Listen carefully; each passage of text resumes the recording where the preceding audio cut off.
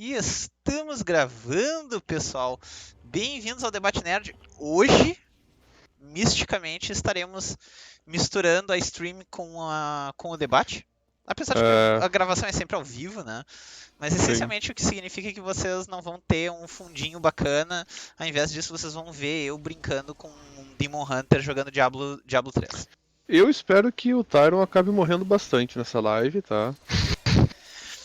Ao ponto de que ele tá errando meu nome, tá vendo? Eu acho Oh, que é intencional. sorry. Eu acho que é intencional, Sorry. eu acho que ele quer me deixar bem puto dos clones, que daí eu faço alguma craca. Sorry. Não, essa foi mal mesmo. Eu sei, eu Enfim. sei, eu sei. Danado. O Avales que já tá aí. E Quem é que mais vai entrar? acho que hoje são nós dois, como de costume. Hoje, Então, pra variar, somos só nós dois. exato. Então eu sugiro que Beleza. tu introduza o tema pra galera, né? Porque eu já tô aí há um tempo. Então, hoje a ideia, pelo menos, é a gente falar, porque, bom, a gente tende a divergir bastante do que a gente se propõe a falar, né? Mas a Ao ideia. ponto de que nem pra introduzir o tema tu conseguiu introduzir de forma direta. Não, mas isso foi de proposital. Tá, vai. De propósito, tá? A ideia hoje então é a gente comentar por que as histórias de RPG têm aquela piada, né, que resume como todas as histórias de RPG, pelo menos muitas das boas são, que é tu começa com a missão de salvar o gatinho e termina com a missão de salvar o mundo. Então a ideia hoje é a gente conversar sobre isso, de por que é assim e por que as pessoas gostam que seja assim.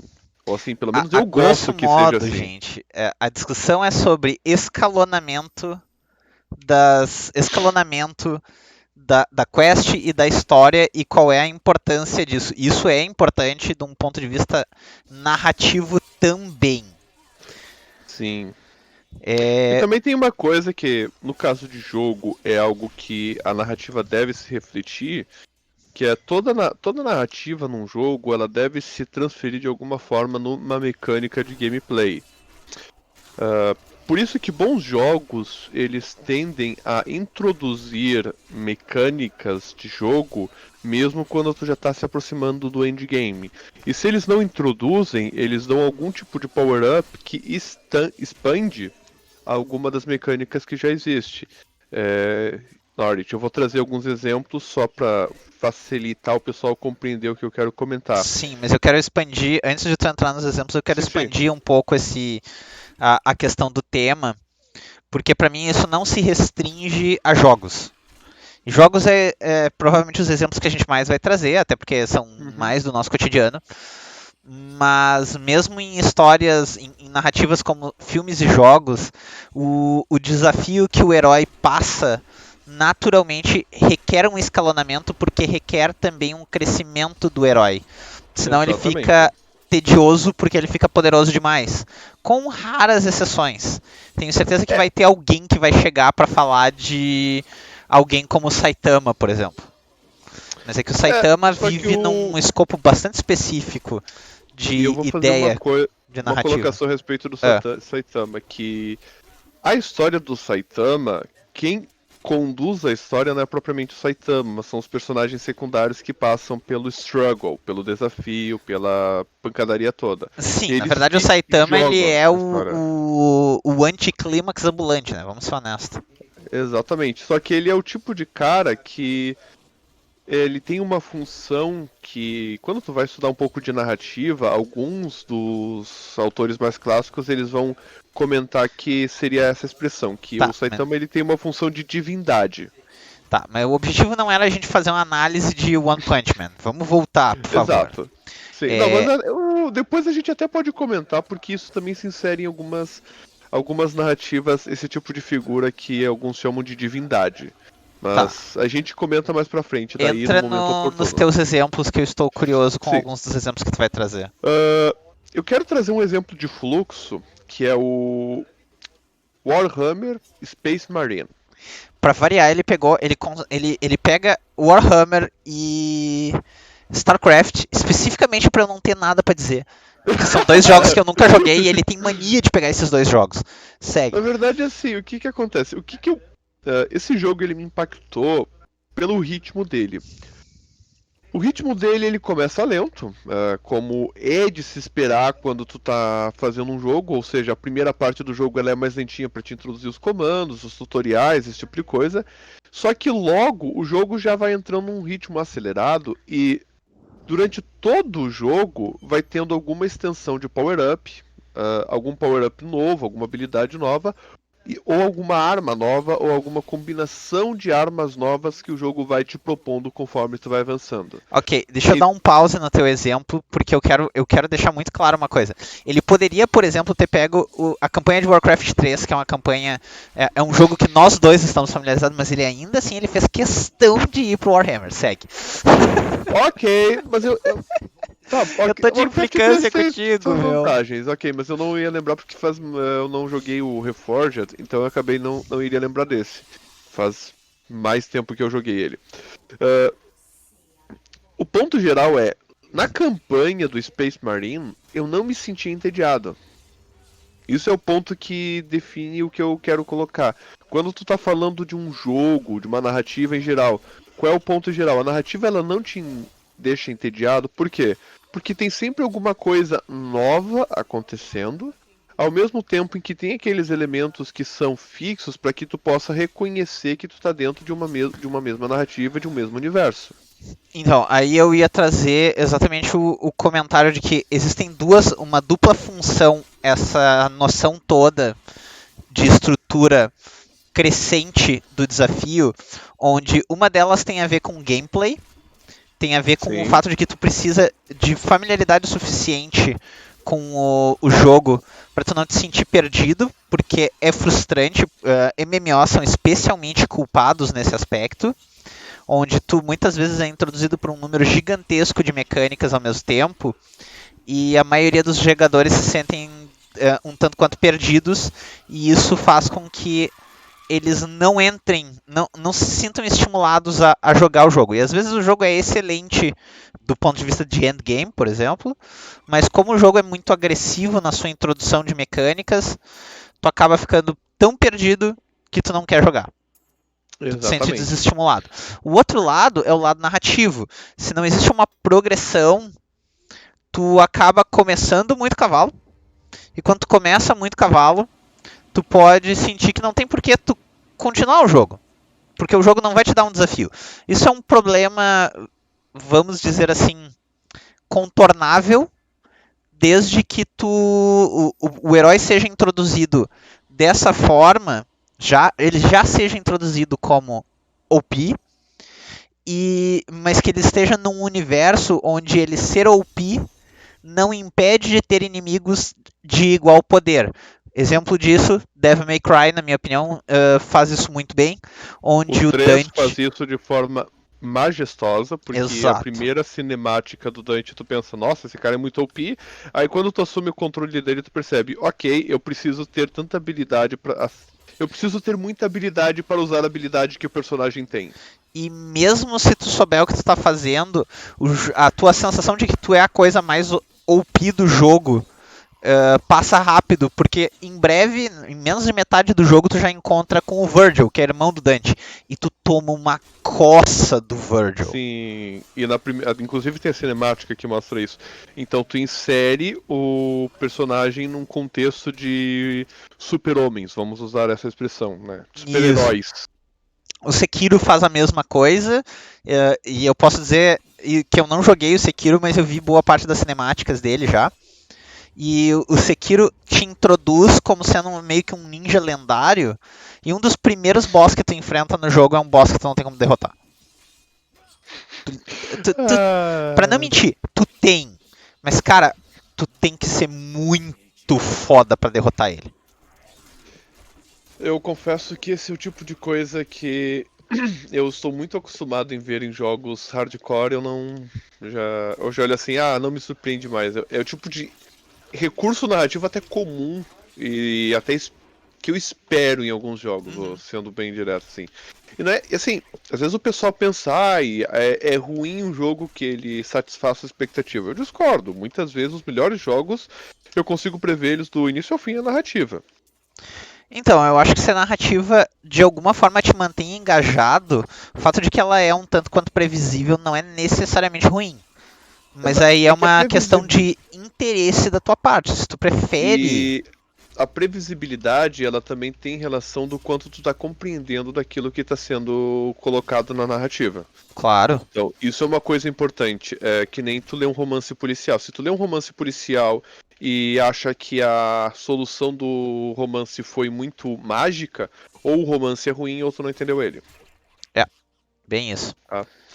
Um outro exemplo que eu quero comentar de jogo que recente que pega bem essa questão de começar pequeno e ir aumentando são os dois jogos da série Divinity. E pelo que eu vi, o Baldur's Gate 3 também vai trazer isso bem. Que basicamente o Divinity. Pegar o original sim que eu joguei. Como é que começa o jogo? Tu, tu e teu outro parceiro, né? Que tu pode ter a opção de controlar dois personagens. Estão no navio, chegando numa cidade onde vocês foram enviados para investigar um assassinato. E logo no navio, na primeira cinemática, o capitão do navio diz: Olha, eu não vou poder atracar no porto da cidade porque tem um monte de orcs lá atacando e se eu me aproximar, vão atacar ou destruir o navio. Então eu vou deixar vocês perto da costa. Aí, tu sai na costa e logo que tu tá avançando, tu se depara com um grupo de esqueletos, mortos-vivos e cultistas que eles estão saindo de uma dungeon. E tu tem a opção de fazer o tutorial nessa masmorra ou não. E o que eu acho muito importante, o tutorial faz parte da história. Tem segredos da história nesse tutorial, ainda que seja pouca coisa. Ele não tá lá de graça. Sim, ele já tá te introduzindo a storyline como um todo junto. E ele tá introduzindo ao mesmo tempo as mecânicas do jogo. E é aquela coisa assim, a gente tá fazendo aqui uma exploração, vendo o que os caras vieram fazer aqui. Então os dois personagens ficam conversando entre si. E enquanto eles conversam, vai aparecendo o tutorial de uma forma discreta. Jogo que eu também adorei a forma de tutorial é o Final Fantasy VIII. Que o tutorial do mapa é o Skoll explicando para uma novata, uma cadete, como é que é as coisas lá. Então isso é um tutorial muito interessante. É, ele tá ali pra te ensinar, mas eu vou te dizer que o Final Fantasy VIII teve poucos grandes feitos nesse ponto, até porque tu abre o jogo já praticamente indo atrás do Ifrit. Eu Sim, diria que tu já começa um tanto quanto além do normal no universo sim. de Final Fantasy VIII. Eu não diria que ele é um bom exemplo do contexto que a Ele gente está não é um trazendo. bom exemplo no contexto geral, mas ele tem este pequeno exemplo que eu gosto de destacar. Que é tu inserir o tutorial de uma forma que ele faça sentido na narrativa e não de forma artificial como muitos jogos fazem. Tá. Isso é mais essa questão, porque muitos jogos, eles têm uma coisa que é algo que eu vejo que muita gente não gosta, que é aquela coisa assim, o tutorial ele parece ser um universo à parte do jogo. E quando tu termina o tutorial, tu tá entrando propriamente no jogo, ele não tá relacionado com o jogo. Cara, na minha opinião, um jogo antigo que faz isso muito bem é Mega Man X. Mega Man X faz muito bem. Porque o interessante é o seguinte, tu começa o jogo, tu tá lidando com uma série de inimigos e tal, em geral eles são fracos em comparação contigo. O jogo introduz as mecânicas básicas de um jeito muito natural, o que é muito bacana. E no Sim. primeiro momento onde tu vai encontrar realmente um inimigo real, um inimigo que realmente tem potencial de botar à frente pra ti, tu tem aquele momento onde o teu personagem tem que acordar para a realidade e ele percebe que, ok, ele não é tudo isso. E isso é importante. Aí é que tá. Do ponto de vista narrativo, um dos principais motivos para mim que essa característica de jogo é importante tem a ver com o fato de que o teu personagem não está preparado para lidar com tudo que esse universo tem para lidar. O que torna mais gratificante quando tu finalmente consegue lidar com isso. Eu particularmente, quando finalmente matei aquele desgraçado, eu dava risada. Principalmente porque ele tinha acabado de matar o meu. Desculpa o spoiler, gente. Principalmente porque ele tinha acabado de matar o Zero. Sendo que o Zero, literalmente, a chegada dele é tipo. Fuck you, bitch. Sim. Inclusive, a nível de curiosidade, eu já vi muita gente que gostava mais do Zero do que do Mega Man. Total, total.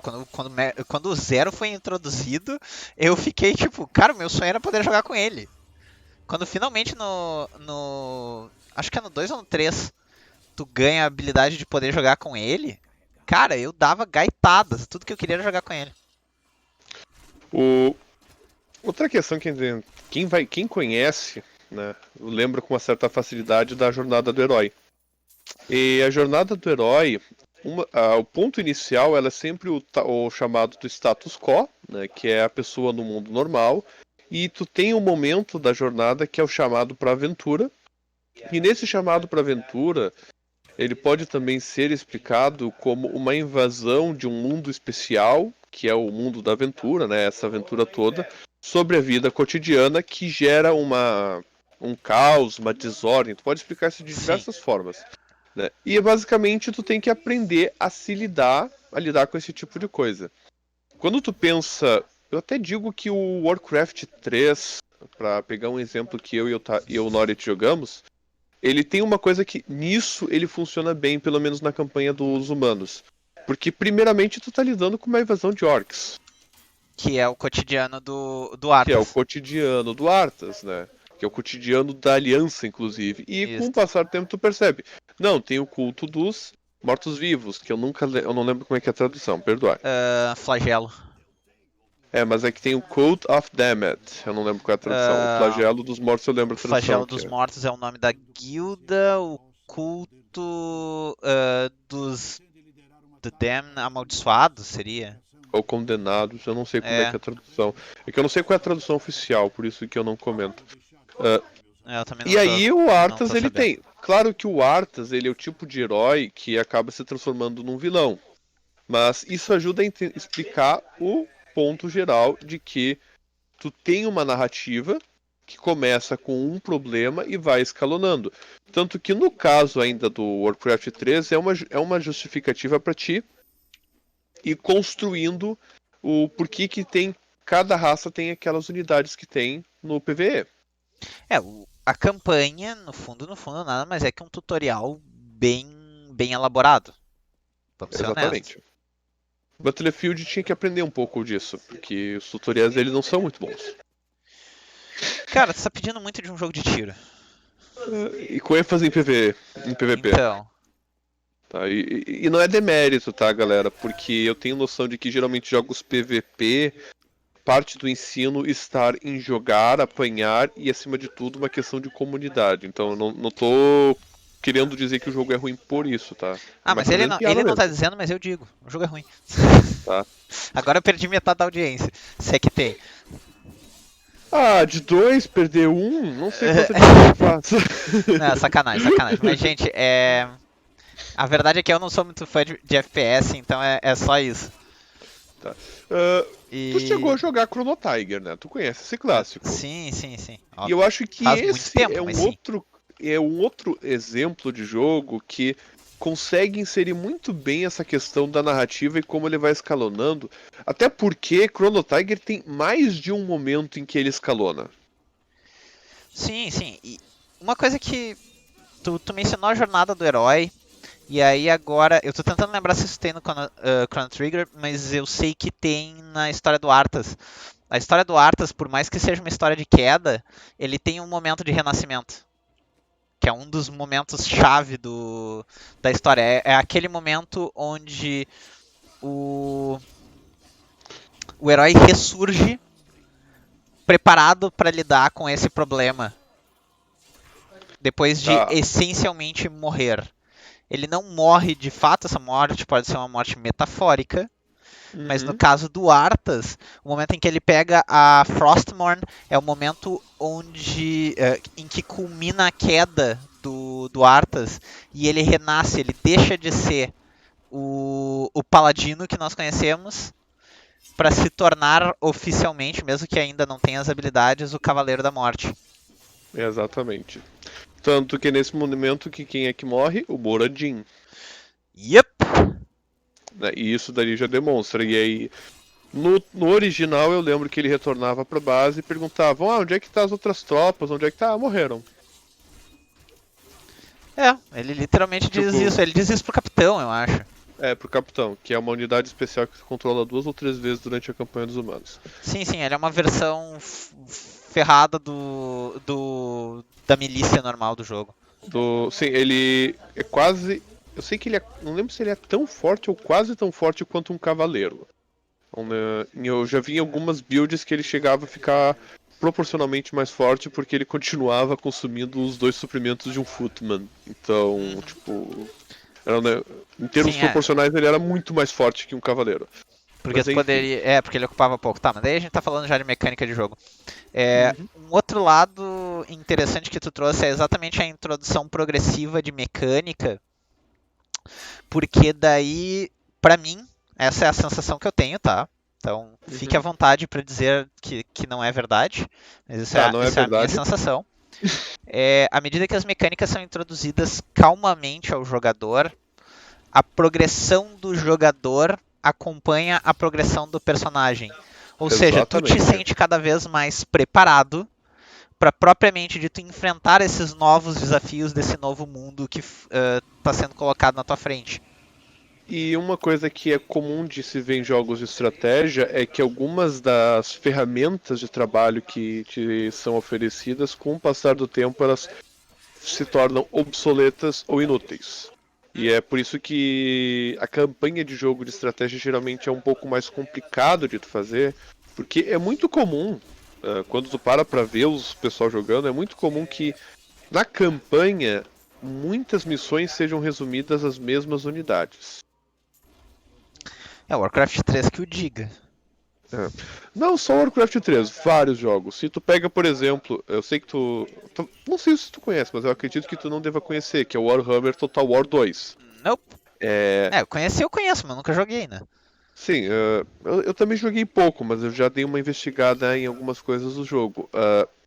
Ele tem uma outra mecânica que destoa um pouco, porque o fato de tu estar falando de 2 heróis da mesma raça, por terem campanhas diferentes, eles poderão ter acesso a unidades diferentes. Uhum. E tem ainda o elemento diplomático, então tu tem uma certa diversidade em outros sentidos. Mas algo que eu percebi via de regra, tu vai estar fazendo determinadas ações na campanha para liberar determinadas unidades, e com essas unidades tu vai se focar então em terminar a campanha. Tu não vai estar usando Tu até pode usar outras unidades, mas tu vai estar se esforçando geralmente para usar as mesmas unidades com base na raça que tu tá tendo. Com algumas exceções que são unidades específicas de algumas campanhas. Mas enfim. Não, não, Que, eu tam, entendo. que também acontece quando tu tem uma habilidade de um personagem que é muito desbalanceada em relação às outras, e tu usa muito daquela habilidade por questão de ela ser mais forte ou mais útil contra determinados inimigos. Ou algo que acontece em alguns action RPGs. E eu digo que isso é uma coisa que a gente tem que elogiar a Zelda por conseguir, em certo sentido, desviar bastante. Que é aquela coisa, aquele item que é útil para enfrentar determinados inimigos e tu usa 2 vezes no jogo e depois nunca mais. Então, eu ia te dizer que eu já usei uma garrafa para derrotar o Ganon, então. Não, eu sei que Zelda, ele é melhor, não porque ele consiga, no sentido de que os jogadores vão ser obrigados, mas ele consegue no sentido de que, pô, os caras tentam. Eu vejo jogos que os Sim. caras nem tentam. É, Existe uma. O que eu acho interessante no Legend of Zelda, apesar dele ser mais um jogo action, tradicionalmente falando, do que um jogo RPG, sim. é que as novas mecânicas de jogo são introduzidas com o tempo e existe uma certa diversidade de opções que tu vai ter constantemente que te permite mudar drasticamente uma experiência de gameplay simplesmente porque tu quis. Como eu tava brincando em Ocarina of Time, eu derrotei o Ganondorf no primeiro estágio dele, defletindo os ataques dele com a garrafa. Uma coisa que eu descobri acidentalmente quando eu fui botar um item para me curar.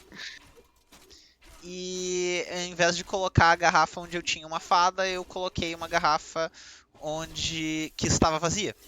Aí quando eu cliquei para usar, eu sem querer rebati. E aí eu e os meus amigos começamos, isso é interessante. Diga-se de passagem, Isso uma é, coisa. isso é muito interessante, né? Isso é interessante, isso é muito É, interessante. uma das coisas mais divertidas que eu descobri nesse processo é a animação do golpe com a garrafa é uma das animações mais rápidas do jogo. O que torna ele um dos melhores opções pra lutar contra o Ganondorf. O que é ridículo, Sim. mas é muito bom. Mas Ah.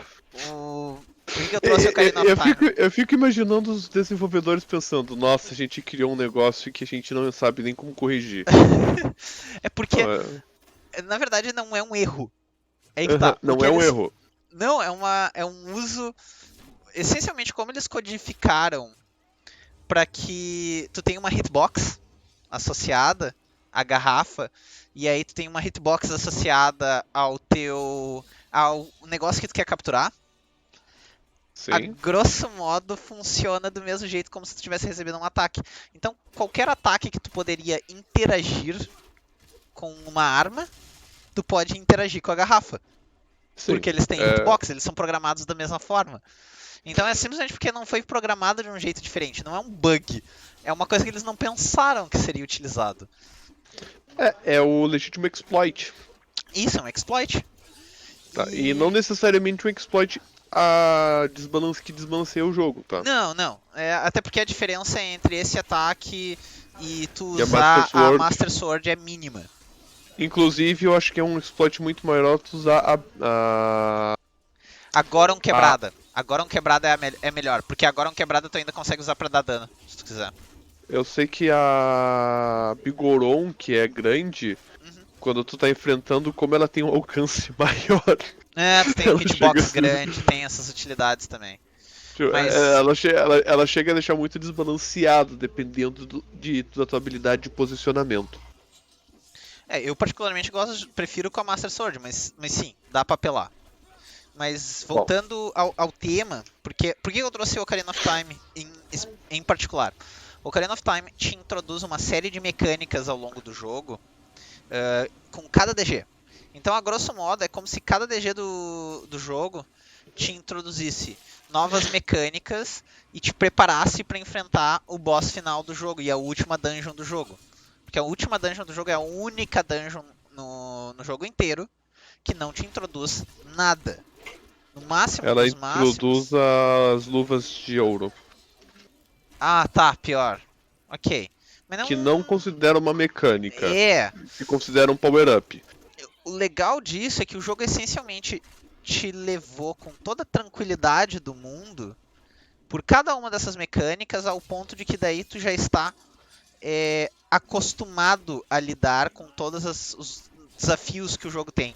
Então o fato de que tu tem 3, 4 menus entupidos de item não te deixa de forma alguma sobrecarregado. Intimidado. Não te Te intimida porque deixa tu já conheceu tudo e tu conheceu tudo num ritmo extremamente tranquilo. Se tu recém ligou o jogo pela primeira vez depois de 6 meses sem jogar, bom, tá, daí tu também tá pedindo, né? E é uma coisa que eles souberam aproveitar no Máscara de Majora com a questão dos benefícios que as diversas máscaras têm. Sim. Aliás, isso é um conceito, na minha opinião, consistente por quase toda a série Legend of Zelda. Pra mim, Uhum. eu não vou dizer que é toda ela, porque eu não joguei toda ela. Eu não vou Mas. dizer que ele seja por toda ela, mas eu vou dizer que é algo consistente, pelo menos no sentido intencional, porque eles realmente se esforçam para fazer isso. É, Ainda que alguns títulos funcionem melhor do que outros, sem Link to muita the discussão Past, nesse eu sentido. sei que é bom nisso.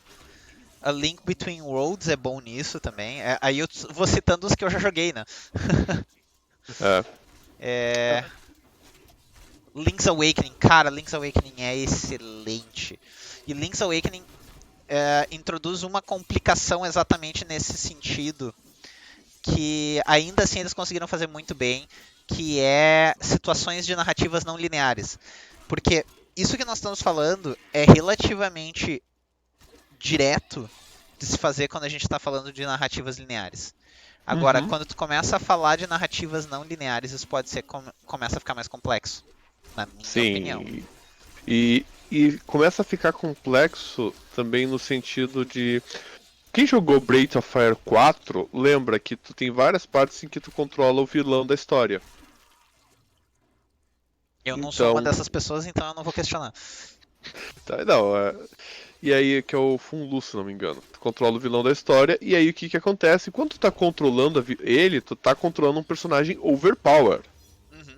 Que ainda assim ele chega a ter os desafios, só que os desafios dele não são o mesmo tipo de desafio que o protagonista tem, que é uma questão de força. Sim. Ah, mas o ponto é, tu tá tendo uma experiência diferente, tu tá tendo uma perspectiva diferente e ao mesmo tempo, quando tu pra olhar a narrativa dele que tu não vê de forma linear, tu vê ela de forma muito solta, ainda que em certo sentido ela seja linear porque ela vai escalonando, tu vai vendo que tem uma escalada das coisas que vão acontecendo com ele. Né?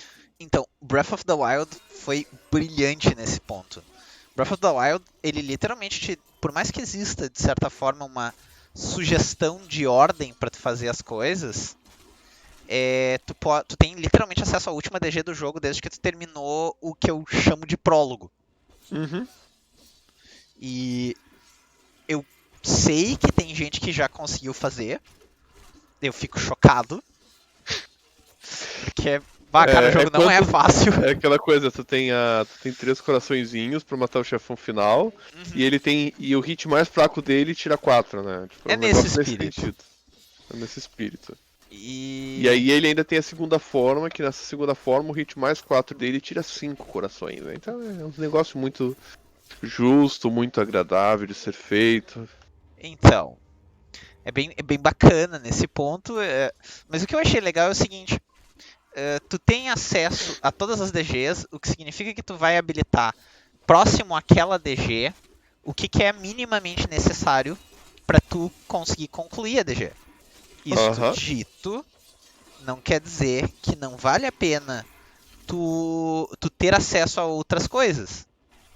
Sim. Ou seja, por isso que eu digo que ele tem uma ordem sugerida. Porque existe uma ordem em que os desenvolvedores pensaram para que tu possa ter acesso a todas as coisas que serão realmente úteis naquela DG, fazendo as outras. Mas elas não são minimamente necessárias para que tu consiga fazer elas. E isso para mim isso é muito legal. Uhum. É, Inclusive, no Ocarina e no Mastercast isso é muito mais ferrado. O Mastercast ele tem uma ordem muito mais certa para ser feito das coisas do que no Ocarina. mas é que o Master E Quest, essencialmente, ele não te dá a opção porque ele é exato. muito. Ele é Ele é feito para ser bem. ferrado. Sim, e o ponto é, mesmo nisso, tu percebe que tu é conduzido em parte pela dificuldade. Sim. Isso é uma coisa que é importante de destacar. Porque o jogo, quando ele conduz pela dificuldade, significa que ele, em certo sentido, está fazendo um excelente trabalho de condução de narrativa, condução de gameplay e esse tipo de coisa. Tu agora deu um puta É o... elogio pra Dark Souls, na real. Mas a Dark Souls merece esse elogio, tá? Inclusive, Dark Souls ele também merece um outro elogio, que é o tipo de coisa que ele não entrega toda a parte da narrativa, ele dá espaço para os jogadores interpretarem, criarem teorias, esse tipo de coisa. Então, pra É... mim, isso foi um brilhantismo de Dark Souls, mas é um Ah, assunto pra outro momento. sim. Mas é como tu disse, assim, a dificuldade no jogo, na verdade, até pode ser escalonada quando tu para pra ver o tipo de inimigo que tu tá enfrentando no começo e o tipo de inimigo que tu tá enfrentando mais pro final do jogo. Tem boss do começo do jogo que literalmente vira inimigo normal depois. Isso é uma coisa que eu vejo vários jogos fazendo e eu elogio sempre que eu vejo eles fazendo. Porque, pensa só, aquele momento, aquele inimigo que era pra ser um grande desafio no começo do jogo, tu cresceu tanto, tu evoluiu tanto dentro do universo, que agora ele é apenas mais um inimigo, apenas mais um dos obstáculos comuns que tu É. encontra pra lá e pra cá.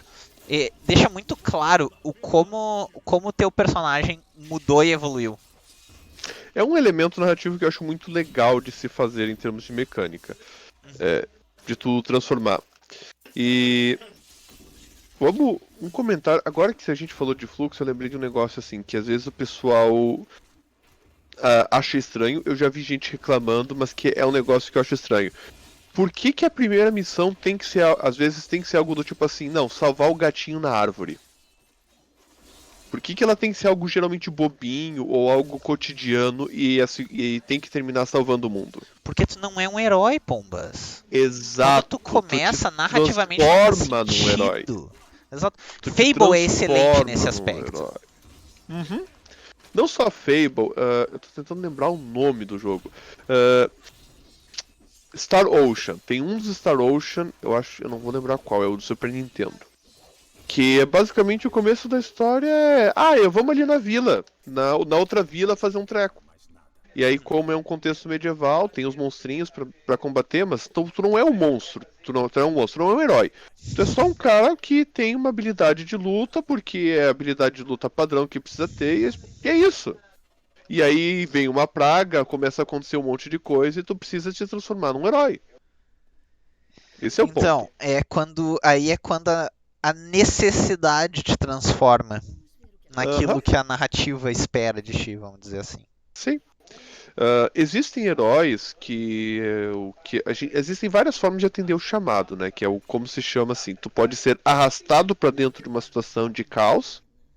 Tu pode ser convidado, que é quando acontece aquele tipo de coisa de que vem um viajante do futuro e tu decide pro futuro com essa pessoa, esse tipo de coisa. Então tu pode ser convidado, pode aceitar ou tu pode ser jogado. A resposta do herói é muito mais importante do que a forma como o convite é feito.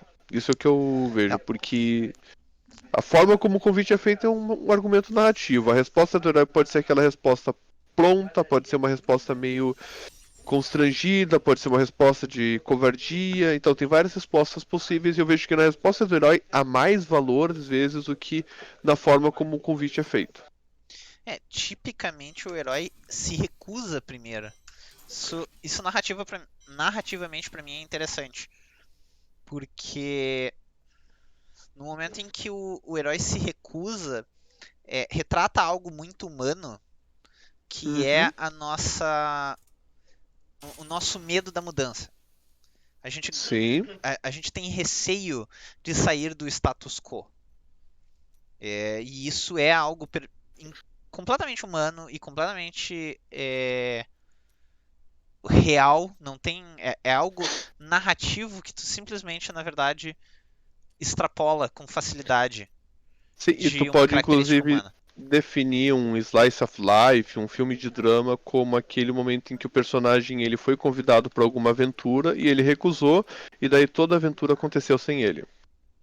E inclusive um jogo na Steam que a temática é essa. Tu pode ter uma aventura fantástica com coisas sobrenaturais, ou tu pode ter um slice of life bem do tipo visual novel comum, Uhum. com base nas suas decisões. E assim, em termos de imaginário, ou seja, em termos de coisas para a gente pensar para fora da narrativa, é a gente lembrar assim que quando a gente é convidado para fora da nossa zona de conforto, a gente tem que aceitar, ainda que seja o que se chama de um aceito prudencial, não é, se jogar, é parar, olhar a situação, mas encarar a situação. E não fugir dos problemas, mas encarar os problemas. Ironicamente, agora vai parecer estranho. Sonic, o filme, retrata exatamente essa temática. Ele é nada Não mais, vi o nada filme ainda. menos. Vou dar um spoiler do que é a narrativa, não a temática da narrativa, não propriamente dito do final, tá? Tá? Sem mistério. É, o Sonic ele é uma narrativa sobre como é importante tu confrontar os teus problemas ao invés de tu ficar fugindo deles. A grosso modo é isso. E no começo, tu vê exatamente isso. Tu vê o Sonic fugindo de tudo. Uhum. E os desejos dele são extremamente pequenos. O desejo dele é muito simples. O desejo dele ele quer um amigo. Tu tem um personagem que viveu em isolamento, se escondendo. E isso tudo é mostrado dentro dos primeiros 5 minutos de filme, tá? Uhum. É Sem porque mistério. ele sabe que os poderes dele são desejados. Eu já vi filme que em 5 minutos parecia que tu estava dando spoiler de toda a narrativa. Que era coisa do tipo assim, ele é um príncipe e aí é atacado, blá, blá, acontece um monte de coisa, morre um monte de gente, tu pensa, nossa, parece que eu tô vendo o Guilherme Troll. Não, é a sinopse. Só a Sim, sinopse dos é 15 só a primeiros sinopse. do que se chama de do que se chama de geralmente de primeiro ato, né? Que é quando a narrativa, que é quando o conflito principal é exposto, ainda que o conflito principal não seja o chamado conflito maior. É. Né? O conflito principal é aquele que conduz a narrativa e algumas vezes tu tem um conflito maior que perpassa e que é revelado no final da narrativa. Aliás, para todos que aqui estão, altamente recomendo, assistam o filme do Sonic. Ele é um filme bobinho, assim, tipo Sessão da Tarde, mas ele é muito legal, muito bacana. E se vocês tiverem filhos, mostrem para os seus filhos, porque é um filme bem infantil, assim, não tem motivo nenhum para não mostrar pra criançada. Cara, é muito legal. Aliás, eu tô até agora tentando entender qual é o motivo da rivalidade que surgiu na época. Entre. Sonic e o troço da Harley Quinn. E eu fiquei. Why? Na Eu fiquei verdade, eu acho que muito foi algum tipo confuso. de zoeira do tipo assim que. Não, cara, tinha mídia, tinha gente da mídia saindo atrás do Sonic. Sério? Aham. Tem do tipo Eu jurei tweet que de fosse algo de repórter. zoeira. Eu não. Jurei que fosse algo de zoeira que um pessoal fez porque o filme da Arlequina tinha todos aqueles problemas de politicamente correto e não sei mais o que, e daí o pessoal começou a zoar que o Sonic é um filme tipo super família, sem grandes pretensões, e fez Exato. um sucesso enorme. Né? Aliás, foi um dos Inclusive, primeiros filmes de jogos a realmente, assim, do tipo. Realmente um bom filme. Claro, do tipo, é um filme infantil, ele se propõe a ser um filme infantil, então nenhuma surpresa aí. Uhum, E. Mas é um filme bem feito. exato. E não precisa muito pra fazer um filme bem feito, uma narrativa bem feita. Só precisa fazer.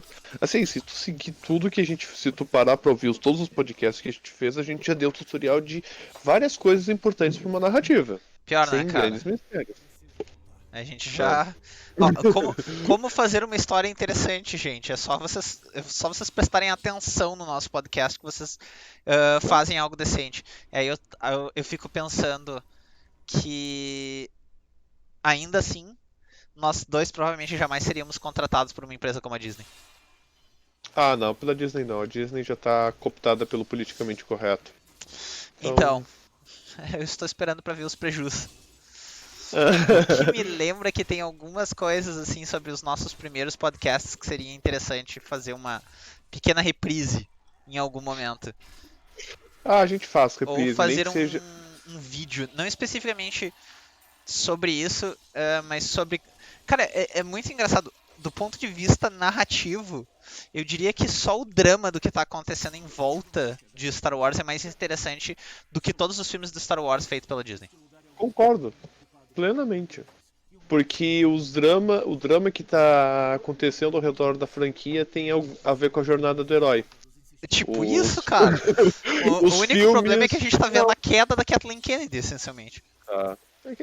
E tem uma coisa que às vezes o pessoal se esquece, que é assim, cara, não existe narrativa moderna boa que tu não vai encontrar algum paralelo com algum clássico, tá? Se tu não encontrar, provavelmente só porque tu não conhece. Tem algum Lá cara que vem, lá conhece, vem o Joseph Campbell de tá? novo, agora com o poder dos mitos ao invés de a jornada do herói. É exatamente isso. Então, assim, e quando tu para pra pegar o Joseph Campbell, um dos esforços que ele tá fazendo é basicamente descobrir por que as pessoas gostam de determinadas narrativas. Aliás, recomendo, pessoal, além da jornada do herói, se vocês têm interesse, por exemplo, como escritores, ler o poder dos mitos é bem interessante. Tem todos uma série de estudos psicológicos na parte do mito, do qual um dos mais famosos recentemente é o Peterson. Mas ele não é o único e ele não foi nem o primeiro nesse sentido. Mas o Jordan Peterson é mais focado no lado psicológico, eu Não, acho. mas existem vários outros autores que se focaram também no aspecto psicológico. Não digo que foram. O Peterson eu concordo que ele vai mais fundo na parte psicológica do que outros, eu não vou negar. Mas tem Sim. outros autores que trabalham no aspecto psicológico dos mitos. Ele não é tão inovador quanto algumas pessoas vão pensar. Uhum. Tá? Ah, não, Não, aí é que tá. sem O demérito, sem Peterson. demérito. Não, Tá? não. Não é, O não é. Peterson às vezes põe umas coisas assim na lata que eles são óbvias, mas precisam ser ditas. Exato. É que a gente tá num contexto em que muita coisa do passado foi esquecido, em parte porque tu houve ou tu teve um conjunto de correntes filosóficas que parece que a única causa de vida deles era destruir a filosofia anterior. Tá? Os deconstrucionistas? Não, vários. É que assim, por exemplo, quando tu pega o Descartes ele tem trabalhos de matemática e tem trabalhos de filosofia. Uhum. Os trabalhos de filosofia dele vão nessa linha de querer destruir o que os anteriores fizeram. Não tanto, o que eu lembro do Descartes até não vai tanto. Os trabalhos de matemática, eu conheço várias pessoas que elogiam os trabalhos de matemática e que dizem assim, ó, o cara é um bom matemático e um péssimo filósofo. Tá, do tipo, é esse o nível do tipo, o cara aprende matemática com Descartes e ignora, e ao mesmo tempo descarta toda a filosofia dele.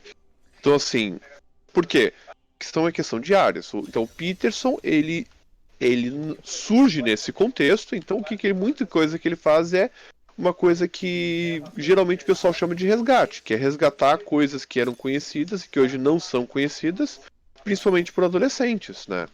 Eu sou familiarizado com a parte matemática de Descartes, mas eu não conheço nada da filosofia dele, confesso. Porque eu não tive interesse de ir atrás também. É algo que o pessoal, se não me engano, é Descartes do Cogito Ergo Sum. É que do tipo, tudo que tu tá me dizendo são coisas que eu já ouvi falar dele. Então Sim. eu não me dei o trabalho, porque até hoje eu não ouvi ninguém falando bem ainda. O Cogito Ergo Sum, só pra encerrar o assunto, ele tem um problema que é o seguinte, e sim, existe uma refutação do Cogito Ergo Sum que é praticamente nesses termos. Ele parte do pressuposto de que ele dá margem para te refletir de que as coisas só existem a partir do momento que tu pensa nelas. Só que então é o seguinte, tem uma arma apontada para tua cabeça. E então se tu não pensar que a bala existe, ela não vai disparar? Então, cara. É esse o problema de como estão colocados. Mas enfim, vamos voltar pro tema, porque a gente fez uma viagem bem interessante. Então, eu até achei interessante. Mas é bem fora do tema. Enfim, Ai, ai. O que eles chamam isso? Existencialismo? não lembro agora. Mas eu sei que tem um Esse- nome pra esse tipo de linha de pensamento, que é a ideia da realidade. Como é que é mesmo o nome? É a realidade. Putz, agora me fugiu o nome. A gente ganha mais voltando pro tema. Eu concordo. Agora eu vou passar o resto da transmissão com isso na Eu cabeça. tô tentando lembrar o que era, Aham. né? É aquela coisa. Holográfica. Holográfica é o termo. É aquela piada que eu faço. Eu joguei uma maldição sobre você e você está sobre a minha maldição e você vai pensar nisso até o final do, até o final do dia. Até você ir dormir. Você vai dormir com esse pensamento. Pior de tudo é que isso também dá uma boa narrativa. Uhum. E uma narrativa mais interessante que os filmes de Star Wars. Pelo menos que a nova trilogia. Exato. Aliás, aí está uma coisa. Em que a nova trilogia talvez tenha falhado? A gente tem focado bastante nos exemplos bons. Hoje nós estamos otimistas por algum motivo. E a gente não Pois é. falou muito A gente tá de sobre. bom humor. A gente tá de bom Deve humor. ser, deve ser, deve ser. E hoje a gente não entrou nos exemplos ruins. E para mim a nova trilogia de Star Wars fracassa exatamente nisso. A Rey já é introduzida no primeiro filme lidando com algo muito maior que ela, sem muitas dificuldades. Exemplo, ela derrota oponentes fisicamente mais imponentes do que ela, sem Uhum. exatamente grandes problemas. Em defesa, eu posso dizer que, ok, o Finn não exatamente estava reagindo, Sim. mas ela sozinha ela já mostra de cara que ela não só sabe se cuidar, mas que ela não precisa de ajuda. E no primeiro momento em que a gente vê ela voando, ela faz uma das manobras mais complexas que eu já vi com a Millennium Falcon, cara. Não me entenda mal. Sendo que a Millennium Falcon é uma nave assimétrica. E isso é muito mais difícil de pilotar do que uma nave simétrica. Caso vocês nunca tenham notado, pessoal, aquele buraco no meio da Millennium Falcon, aquilo ali é um espaço pro pod de escapatória. O cockpit fica à direita do centro da Millennium Falcon. É aquele conezinho saindo para fora da Millennium Falcon. É o vidro, é onde tem vidro, né? Essa parte. Eu tenho uma metáfora que define a situação da Rey, que é basicamente o seguinte: a Rey é o Saitama e eles querem nos convencer que o papel dela é o do Genos. Tipo isso. Tá. É uma boa definição. E então, assim, tu não consegue olhar pra Rey e ficar com receio. Honestamente, eu não tenho uma luta dela contra o Kylo Ren que eu tenha ficado preocupado por ela. Aliás, minto. A única vez que eu saí surpreso de uma luta contra o Kylo Ren, entre ela e o Kylo Ren, foi quando no último filme ela perdeu. Só que ela não perdeu por mais do que 10 segundos, porque daí o Kylo Ren se distrai e ela mata ele. Ou melhor, ela dá um ataque que seria letal contra ele e salva ele na última hora. Aliás, tecnicamente, ela matou a Leia naquela cena. Ok. Eu acabo de ficar muito confuso. Então, deixa eu explicar. O que acontece naquela cena? Eu sei do que tu tá falando, a minha confusão é muito simples, o que raios eles quiseram fazer com isso? Eu acho que ali foi eles tentando fazer o arco de redenção do Kylo Ren. Do tipo, Possível. O amor dele pela mãe dele é o motivo pelo qual ele volta. E o resultado do tipo, o último momento, o momento em que ela morre conversando com ele, porque ela se conectou com ele, aparentemente. Através da força, Através sem da treinamento? Força. Não, ela foi treinada. Foi? Neste último episódio, eles se dão ao trabalho de mostrar o treinamento dela com o Luke. Diga-se de passagem, ela derrota o Luke, porque não pode existir um homem capaz de fazer alguma coisa decente numa história governada pela Kathleen Kennedy. Tipo, não pode ter alguém que tenha algum nível de excelência e um pênis na mesma história pra Kathleen Kennedy. Então. Mas ok, não tem problema. Ainda mais agora que aparentemente eles estão pra transformar a história toda em não canônica. Spin-off. Eu tô adorando isso, cara. Eu tô achando muito hilário. Eu ainda assim não pretendo. Eu sei lá, eu não pretendo ir assistir na primeira semana se isso for verdade. Eu vou deixar sair as notícias. Eles já acabaram com a minha confiança. Vamos deixar o Jon Favreau ver se ele. Vamos dar um tempo pro Jon Favreau e vamos ver se ele consegue consertar a coisa. E se todo mundo disser que vale a pena tu olhar, ok, eu dou uma chance. Mas tá. É justo. Nada além disso a dizer. É justo. Não estou nem. Não tô nem dizendo não vou ver. Eu estou dizendo, ok, agora eu vou ler as reviews antes de ir no cinema. Só isso. Uhum. E pra quem não sabe, que assim, eu sei que o exemplo que eu dei, ele é um exemplo que é fácil de entender em certo sentido, mas também é difícil porque se a pessoa vai explicar, depois ela não necessariamente consegue entender o que significa dizer que a Rey é o Saitama no papel do Genos, tá? Se algum de vocês estava se escondendo atrás de uma rocha nos últimos anos, ou simplesmente odeia anime, bem-vindo, eu não sei o que você está fazendo nesse podcast, mas... Na verdade, assim, minha colocação não é nem que o pessoal é obrigado a saber os personagens, é saber o que raios eu quero dizer com essa comparação. Não, vai lá então, explique. Porque assim, o que acontece? Existe um arquétipo de personagem porque é o personagem que vence todos os confrontos. É aquele cara que salva, que é o que atua como mestre do mocinho. Então assim, é o cara que é overpower. E alguns autores, em algumas histórias, esse cara é conhecido como ele tem um papel de divindade, ou seja, ele é o Deus Ex Machina que resolve todos os problemas. É literalmente essa a função do No caso do personagem. Saitama, sim, mas no caso de mentores, não necessariamente. Não, sim, no meu caso de mentores, não. Eu estou dizendo que esse tipo de personagem poderoso, ele tem várias funções. Sim. Uma das funções é o que se chama de ter um papel de divindade. E esse papel de divindade é o cara que literalmente resolve todos os problemas. Quando ele chega, ele resolve todos os problemas. Suzumiya Haruhi tem um pouco disso. Não sei se vocês conhecem Suzumiya Haruhi, mas tudo bem. Agora tu me pegou. Eu não vou entrar no detalhe do que é Suzumiya Haruhi, tá? Porque vai ser muito longo e não é relevante. Tá Tá. bom. Ok. Medo. Não tô dizendo nem que é ruim, tem algumas coisas bem legais, porque é um slice of life em que tu tem um personagem com um papel de divindade. Né? Beleza. Esse personagem com papel de divindade, ele tem uma função que tu pode chamar de função irônica. Ou Tá. seja, o que é essa função irônica? Que tu sabe que não importa o inimigo, os mocinhos vão vencer porque esse cara vai estar lá. Uhum. Só que tu não tá lá pra ver o drama deste personagem.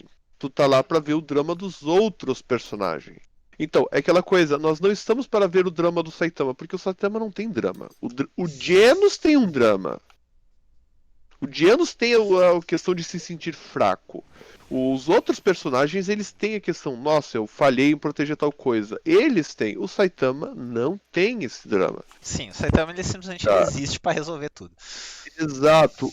Outros personagens que têm função de divindade, eles são aqueles personagens que às vezes eles são o monge que tá numa ilha deserta e ele pensa assim, eu desisti da humanidade. Tá? É um tipo de personagem que também acaba exercendo. Claro que às vezes eles voltam pro mundo dos homens e daí eles perdem o status de divindade, muitas vezes. Uhum. Tá, Tá, então. aí eu tenho uma pergunta então pra ti. Eu quero saber a sua teoria pra isso. Como pode a história do Saitama ser tão interessante se ele literalmente contradiz tudo que nós acabamos de falar? Porque eu não acho a história do Saitama interessante, eu acho a história dos outros personagens interessantes. O Saitama só tá lá pra resolver todos os problemas. Exatamente. Então, gente, o motivo pelo qual o One Punch Man é tão divertido é porque os conflitos não giram em torno do Saitama. O conflito do Saitama é muito específico. Tédio. O Saitama, ele é o cara que vai resolver os problemas. Ele Exato. não. É aquela coisa, quem tem o papel de protagonista e de herói é o Genos. Exato. Ou O os outros conflito personagens, gira em torno tá? de todos os outros personagens. O Saitama, ele tem uma função de elemento agregador. Aliás, Isso a esse é gente o pode motivo pelo qual, na minha humilde opinião, a segunda temporada deixou extremamente a desejar. E a primeira temporada ficou muito melhor. Porque o foco passou a ser o Saitama. O Saitama ele é um protagonista que não pode estar no centro das atenções, porque ele não é interessante, não existe conflito enquanto o Saitama está em cena. E a dura realidade é, se tu não tem conflito, tu não tem uma narrativa. Aham. Inclusive, eu até tenho eu tenho uma crítica do One Punch Man que, assim, às vezes o Saitama derrota os inimigos de forma tão fácil que o anticlímax, cara, beira um anticlímax, tipo, nossa, nem eu esperava que fosse tão entediante. Então, pra mim o que dos foi anticlimático e ao mesmo tempo faz perfeito sentido dentro da história foi a morte do... Não é o Genos, o Genos é o parceiro dele, o aprendiz dele. É o cara, o vilão do final, eu não lembro o nome dele agora. Mas a última luta, aquela luta te deixou por um breve momento com a sensação de que, ok, finalmente o Saitama encontrou alguém à altura de dar pra ele uma luta. Essa sensação morre no momento em que o Saitama diz, tá meu, chega, para com o falatório. E pra mim, Isso foi o Exato. anticlimático que pra mim não precisava. Pra mim eu teria tirado É, aquela cena só, e eu que acho que teria aquela, sido melhor. aquela cena é pra ser anticlimática. E eu tô falando, inclusive, da segunda temporada, quando tem um vilão que tem 4 braços e acontece toda aquela coisa que a gente sabe que vai acontecer em One Punch Man. Ele Uhum. derrota todo mundo e aí aparece o Saitama e do tipo assim.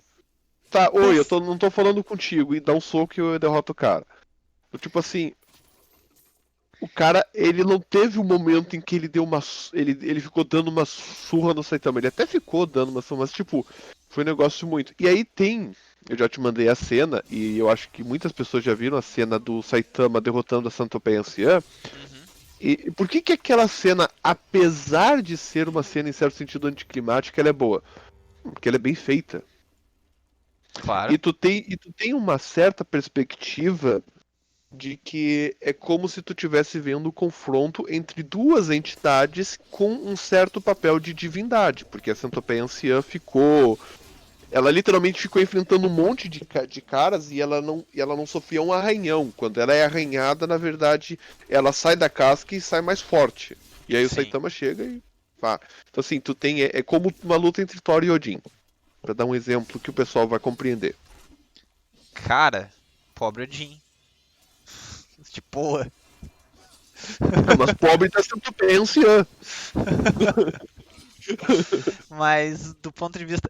Quer dizer, depende um pouco. Vamos lá, se a gente estiver falando de Odin e Thor dentro da mitologia nórdica, aí realmente assim.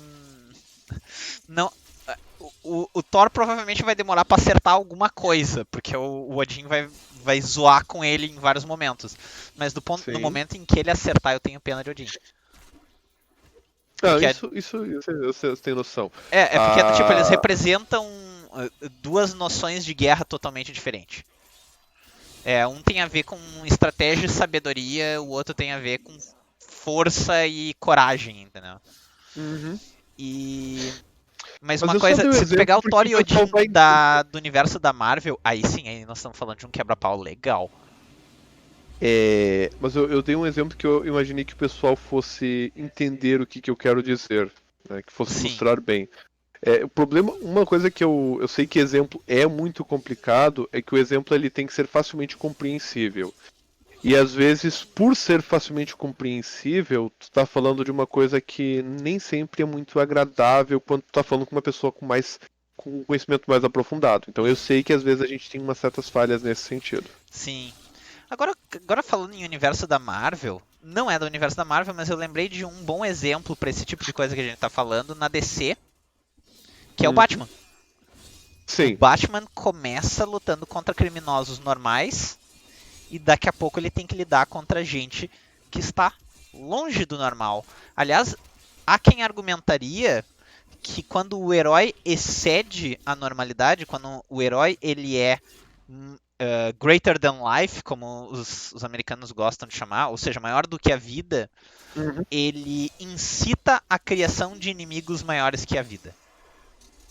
Ou Isso seja, é uma coisa que tem no Batman. Quando tu para pra ver que em algumas histórias ele inclusive é indiretamente responsável pela criação de alguns dos vilões dele. incluindo o Coringa, Tá? que é o Aham. arquivilão.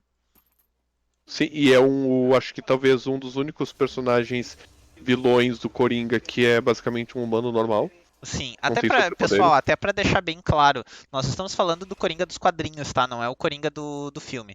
O Coringa Não do é o Jared Leto. filme não é o Jared Leto, não é é, o O último. palhaço com O o Jared Leto é o palhaço. último, né? Eu não O lembro. não, o outro é o filme em que ele Não é é do vítima da filme. sociedade. Tá, vamos lá, gente. Não é do filme do Coringa, não é da trilogia do Christian Bale, que agora me fugiram os nomes dos Coringas. E não me matem nos comentários, por favor. Não, eu te mato aqui pessoalmente, não te preocupa. Como se tu tivesse, pessoal. Pior é que tu tá na mesma cidade que eu, tu pode me achar. E tu sabe onde eu moro. Eu sei onde você mora, você me deu seu Exato. endereço. Ha, ha, ha, ha. Pior do que isso, eu Tá, já te ok. recebi. A gente comeu pizza junto. Exato. Nós já, O- nós já mestramos jogos um para o outro. A gente já jogou em mesa de RPG, tipo, um monte de coisa, enfim. Bom, Mas o Batman representa muito bem isso pra mim. alguns outros heróis que retratam isso de uma forma um pouco indireta seria o Superman, porque o Superman ele retrata isso de um contexto moral, Uhum. onde em um momento inicial ele conter os poderes dele é o de menos. E no momento seguinte ele está lidando com inimigos que realmente excedem as expectativas dele. No caso, o exemplo do filme seria o General Zod. Uhum. E, e aí ele chega naquele momento onde ele percebe que ele tem que tomar uma decisão moral muito maior do que a decisão que ele estava tomando até então, que é ele consegue lidar com tudo com facilidade, de repente ele realmente se vê numa situação onde ele é forçado a matar alguém. E tem uma outra questão que é interessante de lembrar do Super-Homem, é que quando ele tá usando todo o poder dele, ele facilmente vai machucar alguma outra pessoa que é inocente na história. Exato, a luta dele contra o Zod acaba. Aliás, essa é toda a temática do Batman vs Superman. É a destruição que a luta entre essas super entidades causa para nós, mortais, Uhum. frente a esses deuses. Exatamente. E o Batman, ele tem. Quem assistiu quem sabe, conhece da série The Boys, ele tem uma função do The Boys nesse sentido. Pelo menos é o que Cara, tentam essa The fazer. Boys é muito legal. É, Pior, né? O arqui-vilão, vamos dizer assim, da história é essencialmente o Superman. é por aí. Aliás, eu não sei se já saiu a segunda temporada. Aquele é um Tá seriado que eu pra queria ver sair. a segunda Tá temporada. pra sair. Se não saiu, já tá pra sair, isso eu sei. Uhum. Então tá, nós estamos em 1 hora e 6 minutos de gravação. Considerações finais, meu amigo. Ah, procurem histórias que respeitem essa questão da. Agora faltou o nome da jornada do herói e vocês vão encontrar geralmente boas histórias. E é isso que a gente está recomendando aqui para vocês em algum sentido. E é por isso que a gente fala disso. No E mesmo mais, excluindo a jornada do herói, esse nível de escalonamento dos conflitos é uma boa forma, na minha opinião, de vocês verem, enfrentarem a vida. uhum, Se vocês lidarem, quando vocês verem que tem um problema muito grande, vocês tiverem que lidar com algo que é um conflito maior da vida de vocês, a melhor coisa que vocês podem fazer é ver os pequenos conflitos em volta desse conflito para que vocês possam se preparar. Por exemplo, tem uma prova, vocês querem sair com um diploma, ao invés de pensar na dificuldade que é lidar com todas as cadeiras, fazer um TCC, fazer todos os desafios que fazem parte de um processo de graduação, pensem na prova que vocês têm que fazer na semana que vem. Pensem no. Foquem em resolver o dever de casa, a lista de exercícios que o professor de vocês passou.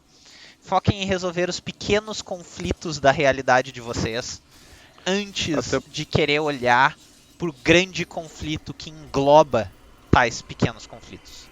até porque uma das coisas que é recorrente quando tu tem esse tipo de história é que o sucesso nos conflitos iniciais é fundamental para te ter sucesso nos conflitos maiores. Tu Exato. precisa. É aquela coisa, eu já vi história que às vezes parece bizarro, mas ela funciona praticamente assim. Tu conseguiu uma espada de madeira quando tu salvou o gatinho. Ok, essa espada de madeira, ela guardava ela era de uma madeira especial e essa madeira especial tu vai usar para fazer o cabo da arma mais poderosa do jogo. E se vocês estão achando que nós estamos viajando feito dois malucos agora, nós estamos, mas deixa eu tentar trazer isso para um princípio mais claro. Vocês não aprendem cálculo no primeiro semestre de engenharia à toa, porque vocês vão Aham. precisar de cálculo para o resto da Do faculdade. curso de Ele é engenharia. literalmente o cabo da espada de madeira. A única diferença é que vocês vão ter que achar esse maldito desse cabo numa dungeon infestada de aranhas gigantes. Vamos ser honestos, É, cálculo é assim, uma desgraça. nunca passei por esse sofrimento, então não sei como é que é. Agora, eu sei de um outro exemplo. Se você não domina português, gramática e coisa básica, você dificilmente vai conseguir escrever uma matéria de jornal sem um erro de português, e isso é vergonhoso. Então, e frequente, que é a parte mais triste. Exato. Depois eu digo que os jornalistas deveriam, em parte, ser demitidos e o pessoal não acha que eu tô exagerando, né? Enfim, é Detalhe complicado. importante, gente, ele é jornalista. Eu falo do pessoal da minha classe, eu xingo o pessoal da minha classe, tá? Tipo, eu tô xingando colegas. É que nem engenheiro fala mal de engenheiro, advogado fala mal de advogado, Não sei se eles tá? fazem isso. Não, mas eu tô dizendo, é o pessoal falando mal da própria classe. É que nem eu xingar minha irmã. Eu posso, tu não. Tá? Ai, ai. Cara, considerando que eu fui padrinho de casamento dela, será que eu não ganho esse direito? Tá bom, aí tu pode conversar com ela, mas tu entendeu o exemplo, isso que importa. Então tá, gente. Muito obrigado a todos por assistirem. Continuem lutando e até a próxima. Até a